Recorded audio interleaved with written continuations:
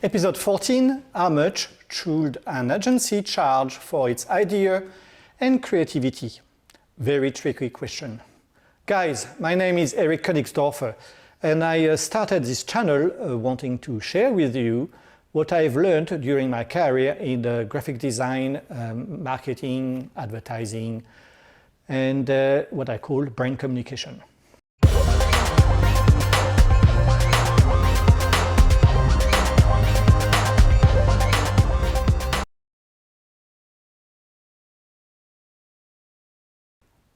Most of my videos are aimed at clients who are kind of new to branding and design and don't quite understand what it's all about, but also at young designers fresh out of school who might want to freelance or start their own business. And there is a lot of issues that are very difficult to navigate or to know how to navigate on a go when you just start.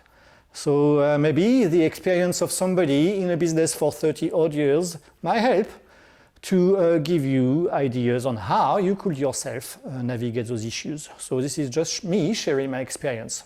Okay, this is a very interesting topic, a difficult topic, and I feel that everyone would address that issue differently.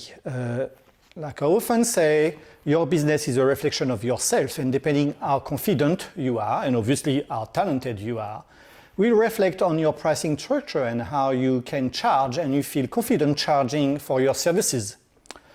There is another issue as well. There is services and services. Services, some are labor intensive, just labor, manual tasks, and you could charge per hour. Some services are more creative. Some are just ideas, and for that, you have to charge very differently. So looking at that, what is the real value of the service that a graphic designer, a creative agency can offer? Seemingly, for the uneducated one, the services are the same, and they often wonder why is an agency charging way more than another agency. That can be very confusing. But you see, in the end, it's exactly like going to a restaurant. You can have a good feed, well, relatively good feed, going to a fast food place for very little money. Or you can have a very good feed to a 5-star restaurant, a 3-star Michelin. The price is vastly different. The service is different. And people need to understand that. Obviously, the McDonald's people will have difficulties understanding that the price hike is so high for a 3-star Michelin restaurant. But for those who appreciate the service rendered in a 3-star Michelin, will not think it's overvalued. I think that goes exactly the same with an agency, especially when we talk about ideas and creativity. Not so much, or not at all even, when we talk about manual tasks. That should be more or less even whether you are a 5-star agency or a 0-star agency. Manual and labor is labor, and you can charge per hour. But creativity, ideas, the sky is a limit on how much an agency can and should charge. And also, especially if you are a young designer fresh out of school starting a business, it's a lot to take on, and a lot of people are very, very shy talking about money. And that's very regrettable, because if you are freelancing and selling yourself, you need to get over that very quickly, or you will make no money and you'll be out of business very quickly. So get comfortable talking about money, be fair to yourself, be fair to your client, definitely do not rob one or the other. If everybody is happy and it's a win-win situation, then everybody wins and everybody's happy. Before we continue, please do not forget to press the bell and subscribe. If you press the bell while subscribing, you'll be notified on every new video I post. If you subscribe, that will tell YouTube that somebody or everyone liked my video and what I do. That will help me in return to improve my ranking and put my video and my material to more people, out to more people to see and enjoy, obviously. The art of pricing. Okay, if you charge for ideas and creativity, that's an art, it's not an exact science. It's based, whatever you will charge, on your reputation. If you are AAA grade agency, you will charge a lot more because people know and understand that the service you render are valued and very high quality. So you pay for that, obviously. If you are a young designer and you are very talented, maybe you have the same value as a AAA agency, but no one knows you, so you cannot charge as much. That's understandable too. It also depends on how confident you are selling yourself. If it's ideas we are talking about, because again, labor intensive and manual tasks are easily charged, that's not really an issue. But the topic of this video is how much do you charge for ideas and creativity? This is really, really vague territory here. So if you are a AAA grade agency, obviously, you are very well known. Whatever you have to say, everybody listens and respects, you charge for that. You get paid for that. That's normal. But if you are unknown, well, if you are new, it's a lot trickier, a lot more difficult. And it depends on how much, like in every business, how much you can sell yourself. If you have a good idea, how good is your idea? That already decides the price. Already the price is up there or down there. If you can sell that great idea, the price changes as well. If you sell it very well, if you are very convincing, very charismatic, if you can see opportunity to expand opportunities from that idea to different fields, then again, there is opportunities for more charge here. If you do not see those opportunities and you just stop at the idea, well, you just sell that idea and that's it. But it can snowball in so many more things. You go to upsell, just like McDonald's. You order a drink and they ask you if you want fries with that. The same thing with branding, it's no different. You always have to upsell because from an idea can come up another idea and another idea. Any idea that you would offer would obviously benefit the client, and from there you can say, changing that will benefit as well, and changing that will benefit as well. So it just snowballs and you can offer more, but you have to seize those opportunities. If you do not see them, you cannot sell them. So there is a lot of things to say about how much you charge for a creative service, like designing a logo, something simple like designing a logo. Okay, there is a simple logo, somebody approach you for whatever, and they just want the logo, EPS file, email to them, end of the story. Very simple. If we are talking of a multinational, it's a very different story here. Are we talking about different offices over the planet in different countries? Do we need to rebrand all the buildings, website redesigned? Do we need to change the stationery, change everything? Obviously we have. Are you going to do that? Or is the client going to trust somebody else to do the printing for the stationery, to redo the website, or are you taking care of everything? So you see, creativity can snowball into a lot more services. And if you do score all those jobs satellite to the first redesign of the logo, redoing the signage, redoing the rebranding on the website, and blah, blah, blah, everything. If you do all that, you also have to price the possible consequences for the task that you are taking on. There is a lot of responsibilities, a lot of risks in taking on that kind of job. If something goes wrong, it will be very costly. Is it going to be costly for you or for the client? What do you need to put in place to make sure that this expensive contract, assignment, will be done minimizing the risk to the max? See, do you need to involve lawyers? Do you need to do this or that? Whatever. So do not forget to put that to factor all that into the cost of your rebranding.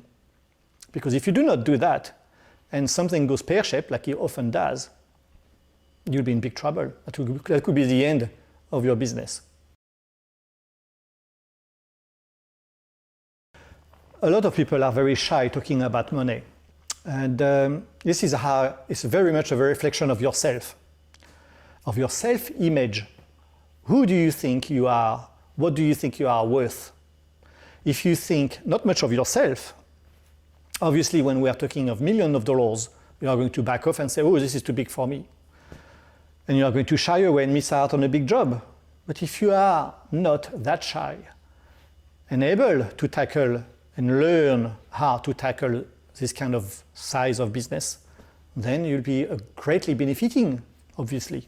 Do not be afraid of millions, of big numbers, because those clients deal with big numbers all the time. They are not scared of big numbers. That's what they do every day. Only you is scared now. So just whatever it is, whether there is 6 zeros, 1 zero behind the amount and a quote, doesn't really matter. It's just numbers. Make sure you do your homework. Make sure that you quote what it's really worth. Cross your T's, dot your I's, as always, and you'll be fine. But do not be shy. And obviously, when I say do not be shy, do not be big head either. You know, do not be pretentious. Just be realistic. So again, if you are new in a business and you just come out of school and you are freelancing, or you have a new business, even if you are experienced and you start a new agency, the temptation is very great to undercut everybody to get a new client in.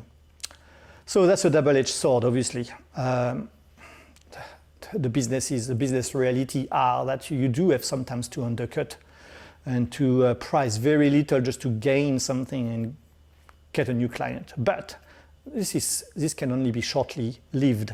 It's a double-edged sword. One day you will get undercut too. So that illustrates perfectly how much a service based on price alone is short-lived, shallow, and never very rewarding for the client or yourself. It doesn't go very far.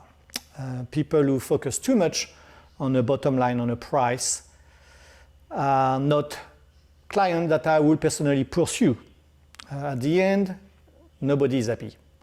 So that's okay for once or twice, but I will not make it a lifestyle to undercut everybody and go to the cheapest rock bottom price all the time. Okay? You are not a charity, you are here to make money, and if you deal with reasonable people, if your clients are reasonable people, they will understand you have to make a living. So that goes on to the issue of do not forget to be profitable. Again, be fair to yourself, be fair to your client. Do not forget to be profitable. Especially when you are a new agency, it's very easy, a new freelancer, fresh out of school again, it's very easy to forget the real cost of what you are doing. It's not just your time spent. You know, the time spent, the value of your time got to include your rent, the cost of your software, the cost of your education, the cost of everything. You factor all that in what you sell, because you sell to make a profit. That profit is meant to help you to live a life, a decent life. If you cannot do that, then your profit is not good enough and it's not calculated right. Free pitching. Okay, this issue is debatable. It's out there. Most government contracts are awarded with a 3-quote system where they have a job and they go to approach 3 agencies, brief them all, everybody comes with their own idea, their quotes, and apparently they will choose the best. Hopefully they don't choose the cheapest, which I trust they often do. And hopefully they won't choose their mate, which I believe they do. And you are wasting your time. So if somebody approaches you with this 3-quote system asking you to quote out of the blue or whatever, it should be paid. If they expect you to do all this work to create a design, come up with a creative idea, something creative for free, then you should say no, I'm not interested. Regardless how big the job is, if you do score it, it might be huge. But if you do not score it, you still waste a lot of your time. And like I think it is, most of the time, it's already said before you pitch anything. So just negotiate to be remunerated for the time spent to produce those ideas and this pitch. If you are pitching, you should be paid for that. Negotiate it. Another thing, okay, when you come up with this quote and this price offered, a quote is also referred to as an estimate. And that's what it is. A quote is an estimate. It's not a bond. It's not something that binds you, like you give your word or whatever. You've got to make that very clear from day one. This is a quote with the information you were given before starting the job. No, especially if it's a new client, you do not know how you will work with those people. You don't know how they work, whether it's effective or whether they need 10,000 proofs before deciding which color they want for the logo. You do not know that if you don't know those people. If you have a long-lasting relationship with that client, different story, obviously. Your quote will be a lot more accurate. But if you do not know that person or that client, obviously you can only provide an estimate. That's a reasonable assumption. You can only estimate the time you will spend working with those people who are unknown to you. Make it clear from day one. And what I usually do is like a protocol of what's happening if we start to go beyond the scope of that quote. Usually what I do, so at the quote stage, I do preempt and mention that issue that if we go over the quote scope, then I will approach them. So I tell them that. And if that happens, before we reach the limit of the quote, and I call them and I contact them and I say, okay, now we are approaching beyond the quote scope and we need to either finish this job now. If it takes longer, then we will need to charge accordingly. Are you okay with that? All the time they say yes, because when you are preemptive, people are a lot easier. But that's the key. You got to be preemptive. You got to mention those issues before they get into the job. And after that, you negotiate how much you have to charge extra to finish the job, basically. Usually I don't have any issue. People, again, you deal with reasonable people. You got to stay away from people who are unreasonable. But if you deal with reasonable people, all those issues are easily addressed. There is never a problem. That leads us to our second edge of the sword on that one, is you also have to be flexible. Okay, when we come to that kind of situation, I say ideally I will want to charge this. But if they say to me, oh yeah, that's great, but you know, our budget only allows this and that, can you make an effort? So obviously, I'm reasonable as well. I will help and I will be flexible. Being flexible is very important. Do not be too stuck to a quote and whatever you say, or price per hour. Again, I'm always trying to develop long-lasting relationships with my clients. So if a client tells me that he needs a bit of help and the budget on that job is very small, then I help. Because what I'm after is a long-term relationship. So a bit of a win, a bit of a give and take here and there, a bit of a lose here, a bit of win later. It all evens out, but nothing is better than a long-term relationship with your client. This is invaluable. So I work very hard to facilitate, to help my clients to stay with me for 10, 15 years, a long time. And this is invaluable for a business. And it's also invaluable for a client. A client benefits greatly in dealing with the same person, a one-stop shop. And I often use that word for what I offer, the one-stop shop. Because my people trust me, we understand each other, I know what my clients like and what they want. So they trust me with a task, even if it's outside of what I normally offer, and I will source out the contractors and I will take care of everything to be delivered on time and on budget. And that's only because of this long-term relationship that we can get this kind of work. Okay, I guess the two main issues here in pricing correctly are the two types of jobs you are going to find yourself dealing with as a creative agency or graphic designer, branding, communication, whatever, are the manual, labor-intensive kind of jobs and the creative idea jobs.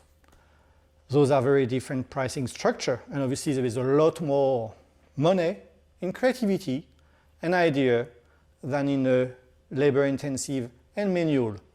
Very often the two are together. Every job involves a bit of this, a bit of that. Only sometimes it's just manual and labor-intensive. Sometimes it's just ideas, but often it's together. So you just price accordingly using the tips we just mentioned. But what's very important is the creative and idea side of jobs and services you can render as an agency. So there, I did mention earlier, the sky is the limit, and really it is the limit. So do not charge per hour, obviously, on that.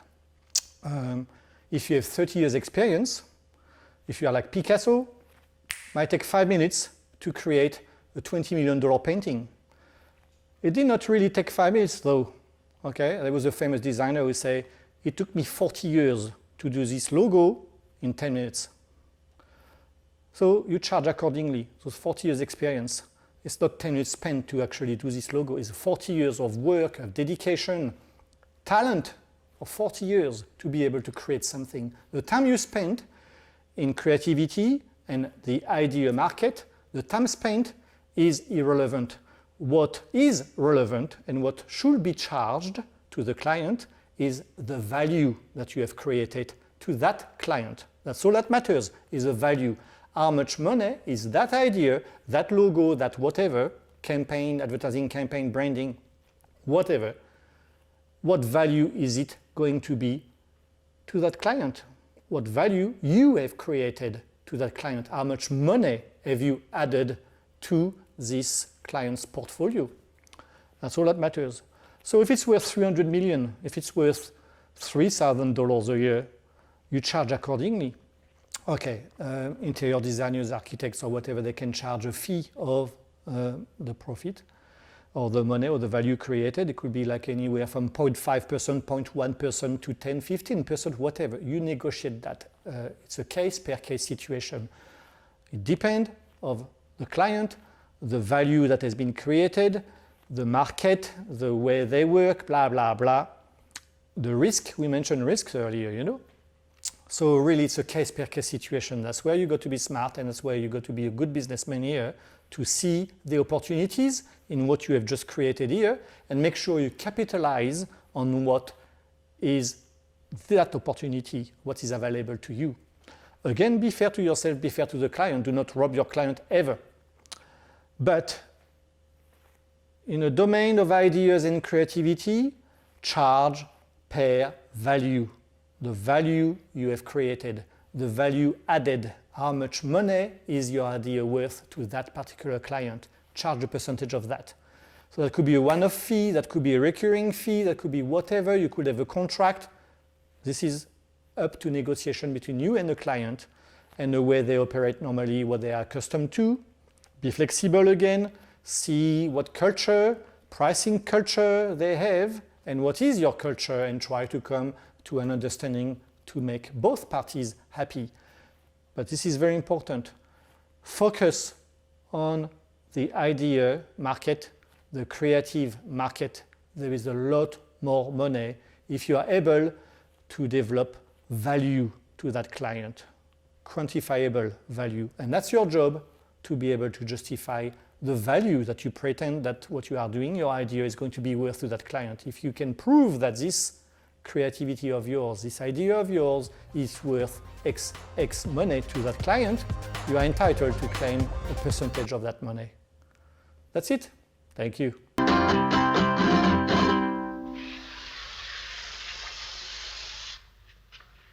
Très bien, c'est fini.